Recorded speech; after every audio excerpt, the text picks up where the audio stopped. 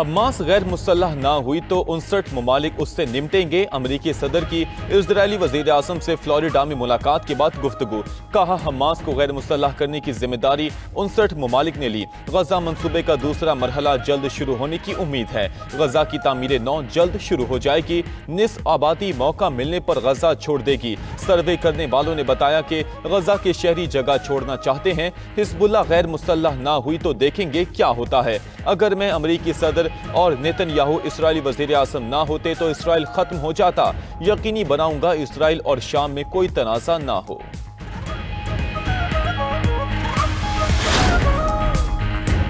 जौहरी तामीरात जारी रखी तो कयामत बर्पा कर देंगे। अमरीकी सदर की ईरान को धमकी।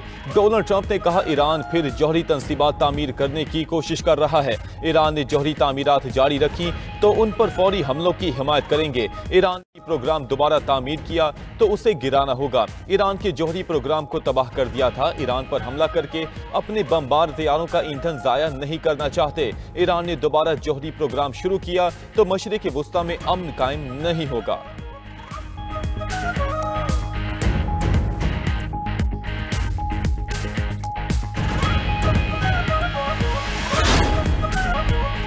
अमरीकी सदर ट्रंप का रूसी हम मनसब प्यूटन को फोन। व्हाइट हाउस की तर्जुमान कैरोलाइन लेविच के मुताबिक दोनों सदूर ने रूस और यूक्रेन अमन माहदे पर तबादला ख्याल किया। प्यूटन के साथ बातचीत मुस्बत रही। अमरीकी सदर ने कहा कि रूसी सदर प्यूटन की रहायशगाह पर यूक्रेनी हमले का सुनकर बहुत बुरा लगा। यूक्रेन की जानिब से ऐसा करने का ये सही वक्त नहीं था। यूक्रेनी हमले का सुनकर बहुत गुस्सा आया। यूक्रेन अमन के लिए अभी कुछ पेचीदा मसाइल हैं।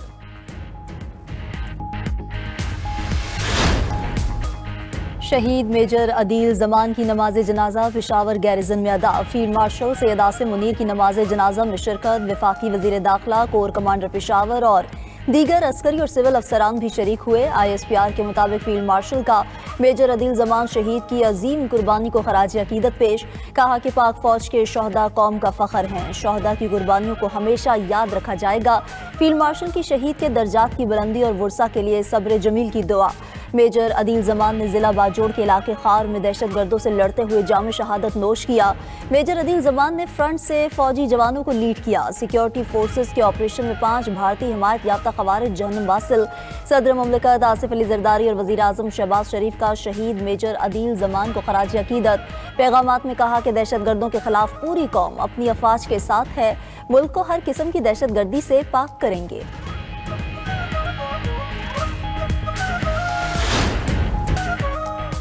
कराची बड़ी तबाही से बच गया। कमसिन लड़की को कलअदम BLA के दहशतगर्दों के खुदकुश मंसूबे से बचा लिया गया। वजीर दाखिला सिंध ज़ियाउल हसन लंजार की न्यूज़ कॉन्फ्रेंस। कहा कि सोशल मीडिया के जरिए बच्ची से राब्ता किया गया। दहशतगर्दों ने खुदकुश हमले किए, बच्ची की जहन साजी की। बरवक्त कार्रवाई से हमने बच्ची को बचा लिया। दहशतगर्दों का नया निशाना हमारे बच्चे हैं। सोशल मीडिया को बतौर हथियार इस्तेमाल किया जा रहा है। एडिशनल IG CTD आज़ाद खान ने बताया कि कलअदम BLA ने इंस्टाग्राम के जरिए बच्ची से राब्ता किया, फिर बच्ची को व्हाट्सएप ग्रुप में शामिल किया।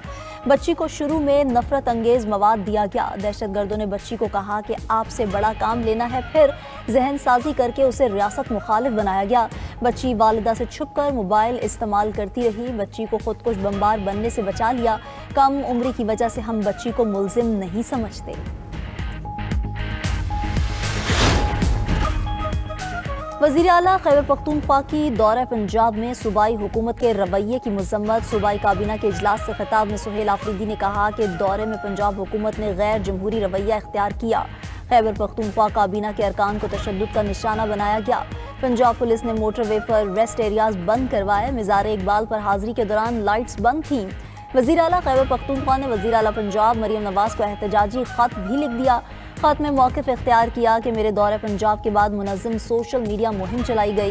रियासती सरपरस्ती में किरदार कुशी नाकाबिले कबूल है। दौरे में बैनुल सूबाई एहतराम मजरूह किया गया। सुहेल आफरीदी ने बदसलूकी के जिम्मेदारान के तयन का मुतालबा कर दिया।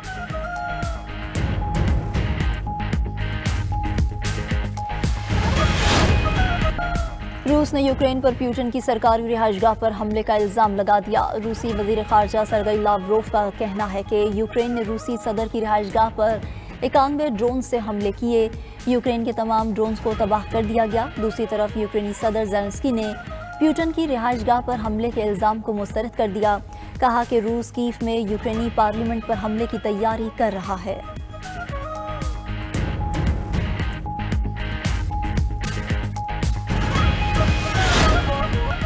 सऊदी अरब में मनी लॉन्ड्रिंग और दीगर जुराइम पर कड़ी सजाएं। अदालत ने 11 अफराद को मजमूई तौर पर 155 साल कैद की सजा सुना दी। मुजरिमान में 8 सऊदी और 3 सूडानी शहरी शामिल। सऊदी हुकाम के मुताबिक इस नेटवर्क ने फ्रॉड स्कीमें बनाई और इनके जरिए भारी रकम हथियाई थी।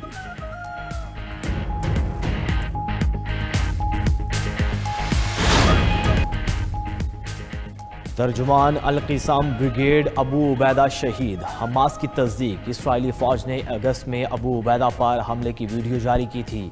खबर एजेंसी के मुताबिक हमास के नए तर्जुमान को भी अबू उबैदा के नाम से पुकारा जाएगा। हमास की 6 माह में अपने 5 सीनियर रहनुमाओं की शहादत की भी तस्दीक।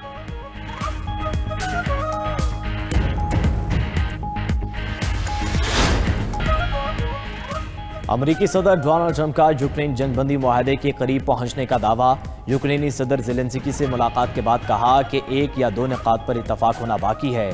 20 निकाती प्लान पर 90 से 95% तक इतफाक राय हो गया। यूक्रेन के लिए बेहतर है जल्द मुआहदा कर ले, वरना रूस मजीद इलाकों पर कब्जा कर सकता है। मुलाकात के दौरान सदर ट्रंप की यूरोपीय ममालिक के सरबराहान से भी टेलीफोनी गुफ्तगू। फ्रांस, बरतानिया, Germany, Italy, Finland, Poland, Norway के सरबराहान से मुशावरत की।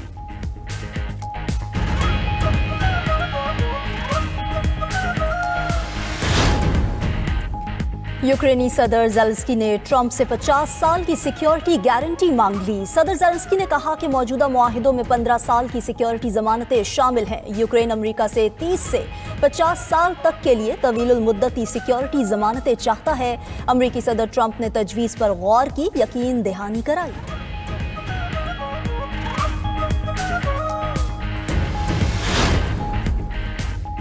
चीन ने सोमालिया के खुद मुख्तारी, इत्तेहाद और इलाक़ाई सालमियत की हिमायत कर दी। चीनी हुकूमत के तर्जुमान का कहना है कि चीन सोमाली लैंड तस्लीम करने के इसराइली फैसले की मुखालिफत करता है।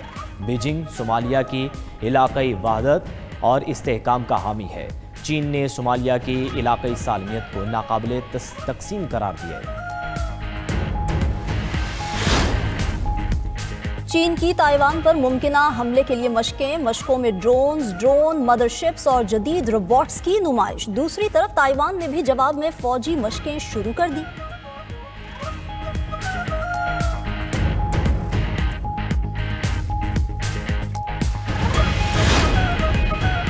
थाईलैंड और कंबोडिया में तीसरी जंग बंदी के बाद फिर कशीदगी। थाईलैंड की फौज ने कंबोडिया पर मुआहदे की खिलाफ वर्जी का इल्जाम लगा दिया।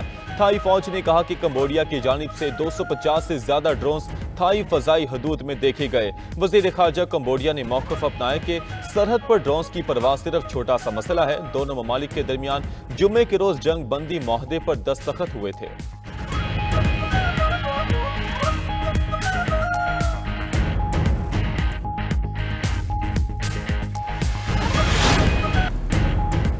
पंजाब में बसंत 6, 7 और 8 फरवरी को मनाई जाएगी। हुकूमत ने सख्त शराइत और हिफाजती इक़दाम के तहत पतंगबाजी की मशरूत इजाज़त दे दी। केमिकल डोर और चरखियाँ बेचने पर पाबंदी होगी।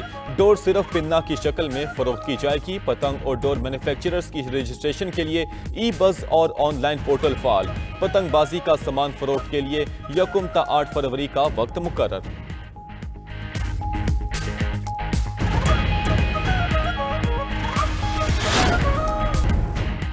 भारत का जंगी जुनून खित्ते के अमन के लिए खतरा बन किया। मोदी सरकार ने 79,000 करोड़ भारतीय रुपए के दिफाई खरीदारी मंसूबों की मंजूरी दे दी।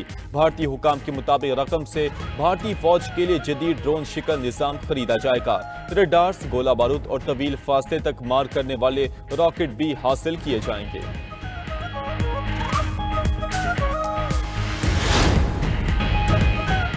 तुर्किया की ड्रोन टेक्नोलॉजी में नई कामयाबी। तारीख में पहली बार 2 बगैर पायलट फाइटर जेट लॉन्च कर दिए। लड़ाका तैयारों ने पहली खुदकार परवाज कामयाबी से मुकम्मल की।